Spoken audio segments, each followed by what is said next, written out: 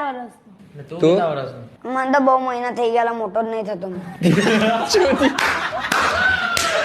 કેમ મોટો નહીં થતો? એમ જ લા કૂતરા પર સરી કરી કેમ મારું દિમાગ ખટી ગયેલું છે. તો કાંઈ બર્થડે ક્યારે? બર્થડે મેં બર્થડે કઈ બનાવવાનું નહીં હવે. આપણી 25 તારીખે બર્થડે. આ બધી છે. તો આપણે કઈ birthday celebrate કરવો? અરે કયા મહિનાની 25? તો તમે કરી લેજો, મેં ઘરે રહેવા. ક્રિસમસ પેલું આવે ને ક્રિસમસ.